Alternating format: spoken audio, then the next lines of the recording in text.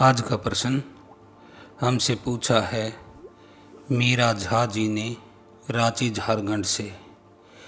तो मीरा ने साथ साथ यह भी निवेदन किया है कि गुरुदेव, मेरे सवाल को आप सार्वजनिक रूप से डालें।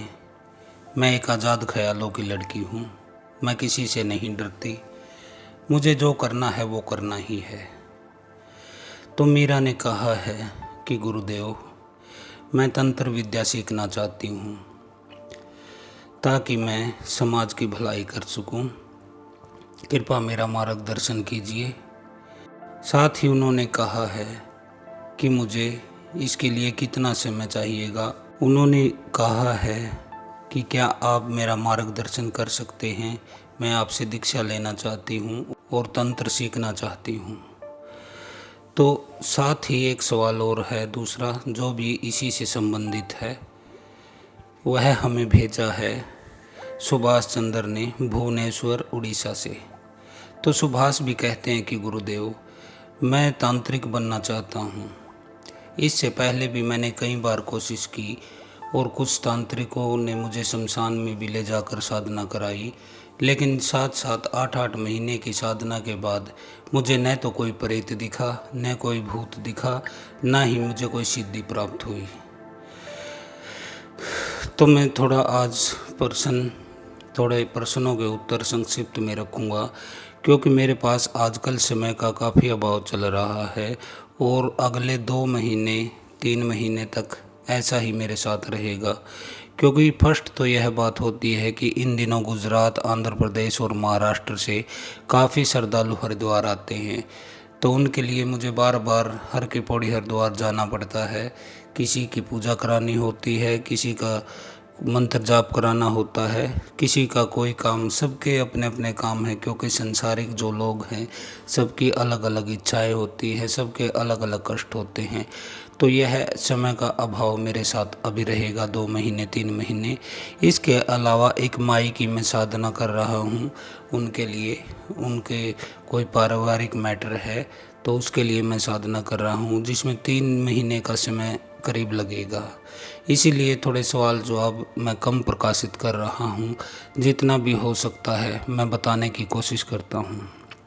तो ये दोनों प्रश्न एक जैसे हैं, जो कि मीरा ने हमसे पूछा है और सुभाष ने पूछा है।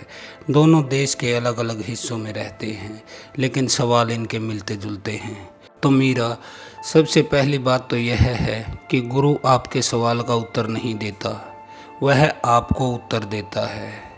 वह यह नहीं देखता कि आपने क्या पूछा है, वह तो यह देखता है कि आपने पूछा क्यों है, आपके भीतर क्या आकांक्षा छिपी हुई है इस पूछने के पीछे, इस सवाल के पीछे। तो मुझे तो जहाँ तक आकांक्षा नज़र आ रही है, आप लोग दोनों चाहते हैं कि आप तंत्र विद्या सीख लें, काली तंत्र में माहिर हो जाएं और उसके बाद इसको दुकान बना लें। तो यह बहुत ही गलत निर्णय है आप लोगों का।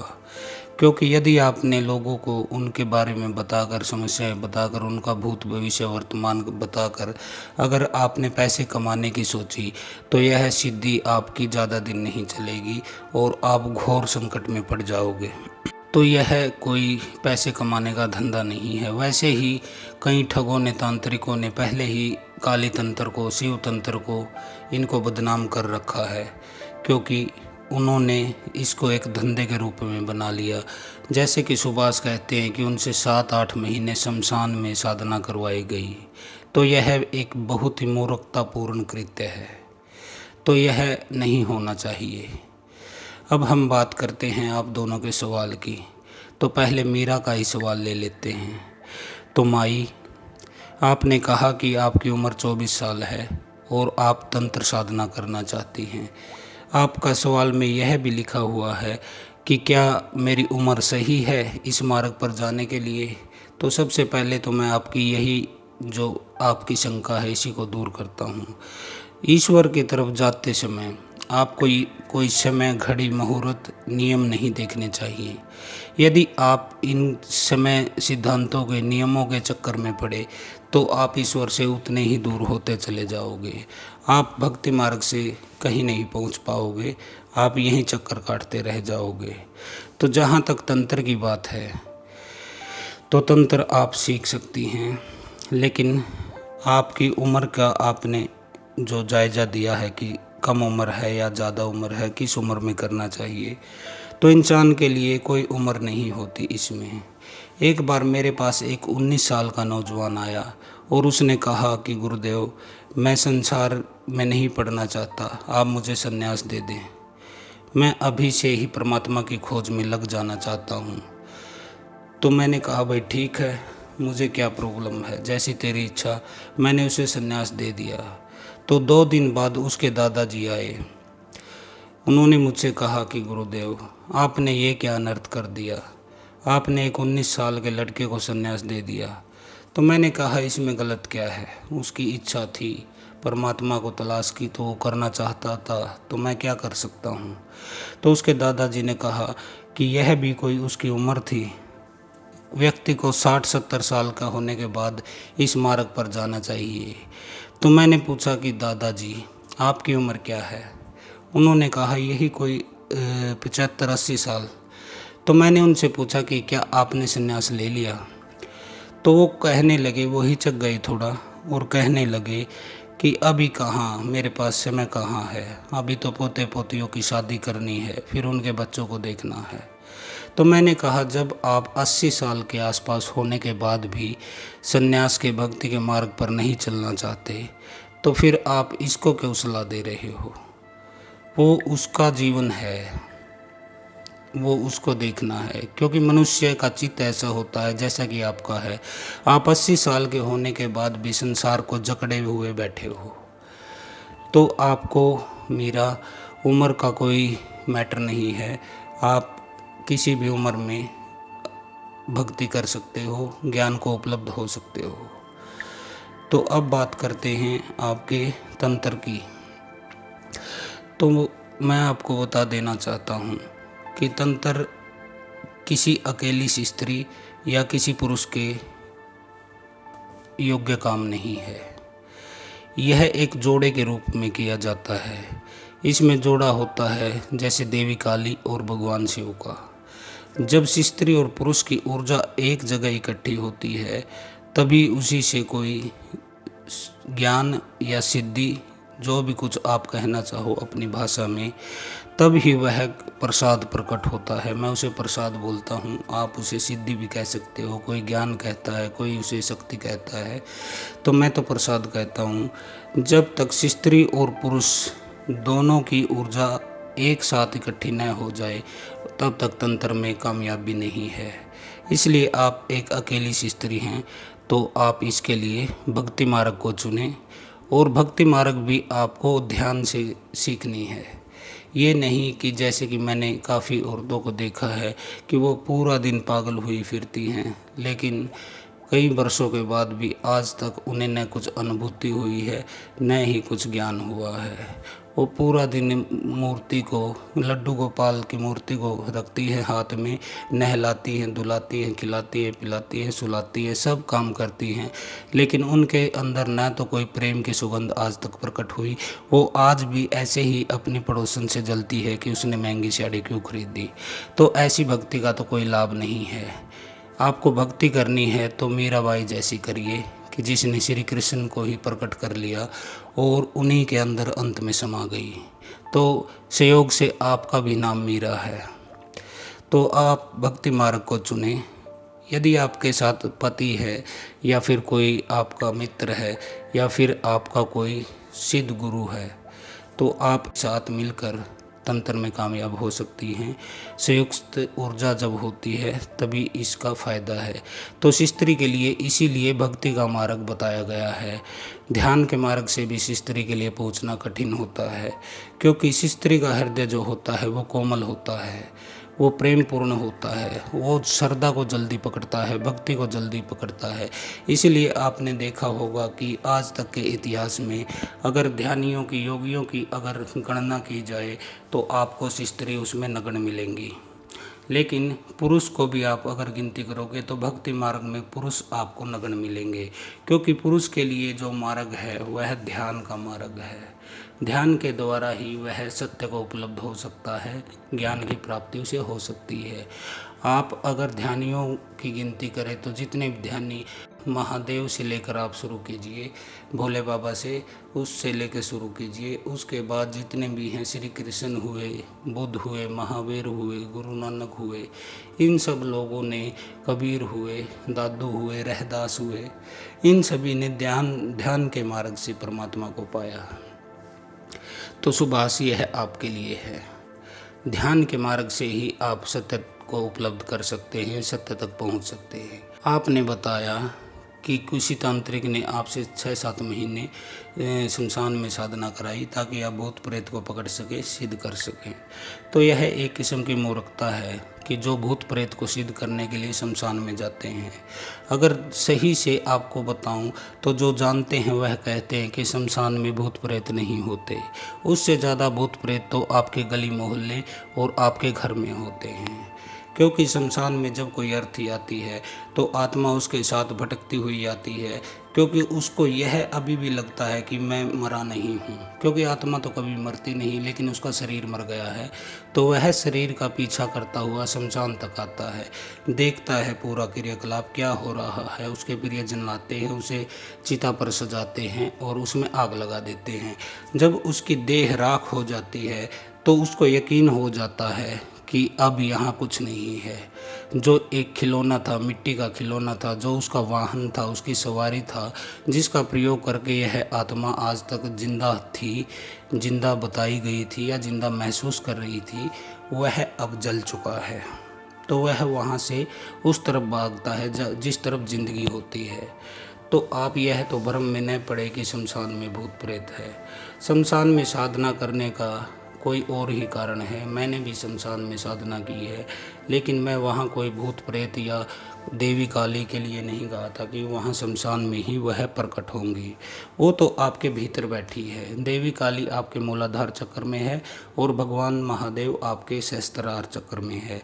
ये दोनों शक्तियाँ आपके शरीर में होती है और तंत्र साधना सीखने के लिए इन दोनों शक्तियों का मिलन ही तंत्र को सिद्ध करता है। इसलिए स्त्री के रूप में देवी काली और पुरुष के रूप में भगवान शिव हमारे शरीर में विराजमान है।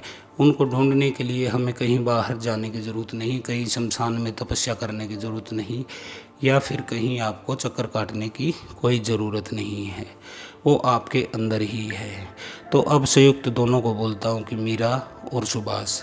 तंत्र मार्ग बेहद आसान है, क्योंकि भक्ति मार्ग से भी आप जन्मों जन्मों तक पता नहीं परमात्मा को, सत्य को उपलब्ध हो सकोगे या नहीं।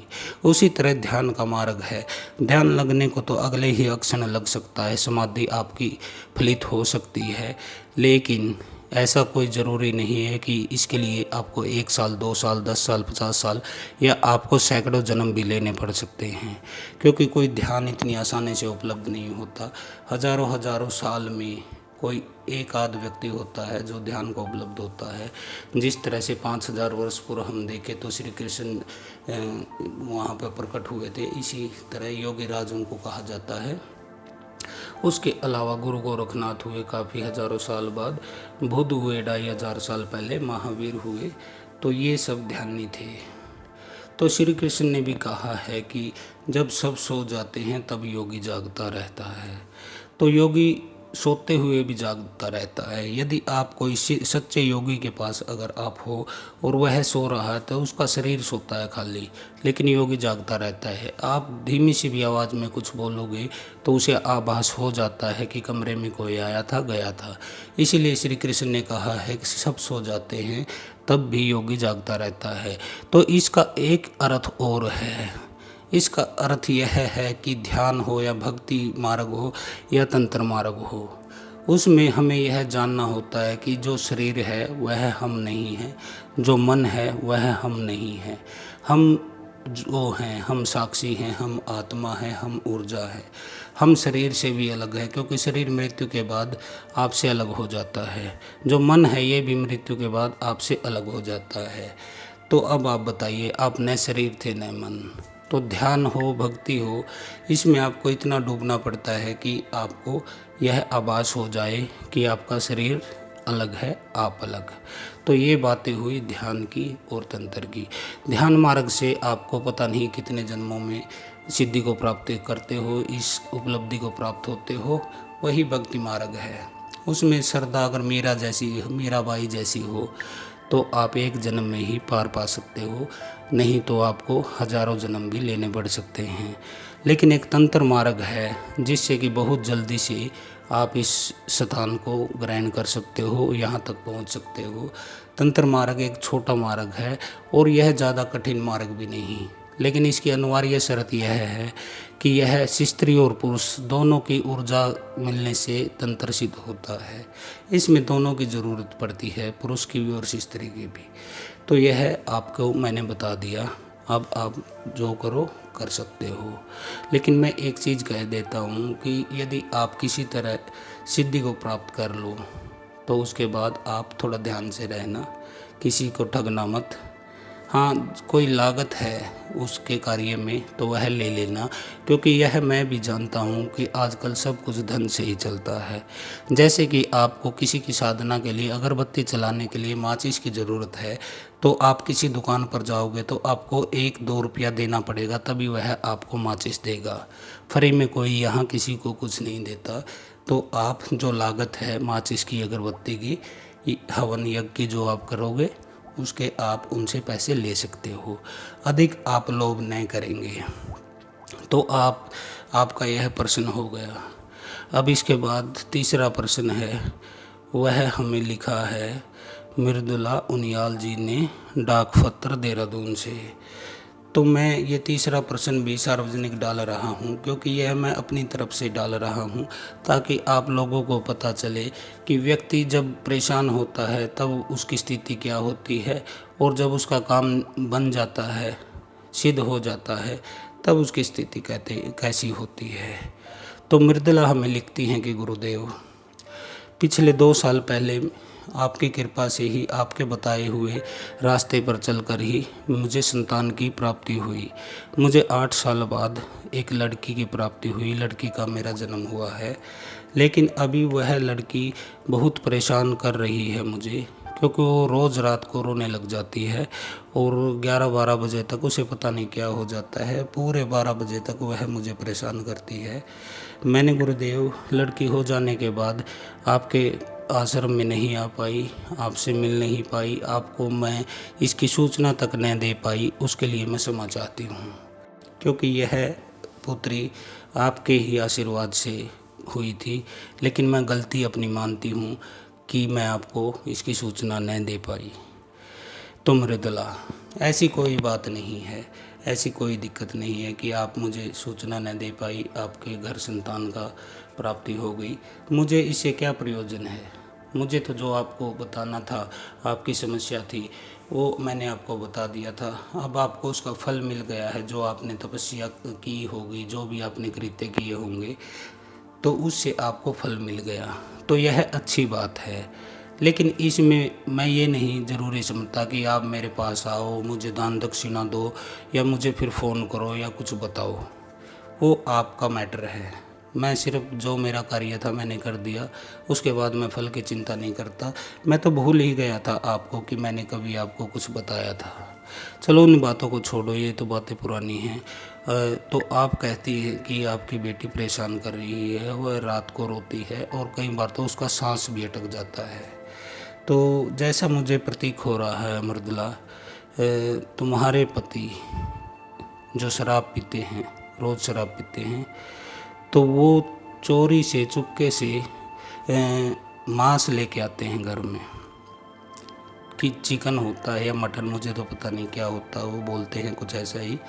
तो वो लेके आते हैं और आपके घर में जो पूजा रूम है वो उसको वहाँ छुपा देते हैं, ताकि आपको उसका पता न चले, और जब आप सो जाती हो तब वो आराम से बैठकर उसको मजा लेते हैं। तो सिर्फ यही आपके साथ समस्या है। जो यह लड़की हुई है, यह देवीय आशीर्वाद से प्राप्त लड़की है, ये कोई छोटी मोटी लड़की नहीं है। ये तो आने वाला समय आपको बताएगा कि यह कितना आपके जीवन में रोशनी लाएगी। तो सिर्फ यही प्रॉब्लम है, आप एक दिन अपने पति को चुपचाप पकड़ लेना कि वो घर में घुसते ही पूजा घर में क्या करने जाते हैं। आप सोचते होगे वो वहाँ भक्ति करने जाते हैं, नहीं, वो ऐसी सेफ जगह उन्होंने चुन रखी है कि जहां आप तलाशी नहीं लेती।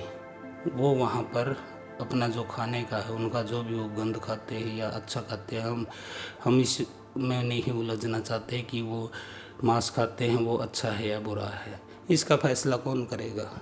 इसका फैसला भी तो आपकी ही आत्मा को करना है, क्योंकि हम तो किसी चक्कर में पड़ते नहीं हैं। तो इसलिए आप उनको पकड़ें और आपका काम सिद्ध हो सकता है। तो अब तीनों प्रश्न हो गए। अब मैं आपसे विदा चाहता हूँ। आज के लिए इतना ही। हर हर महादेव। ओम काली।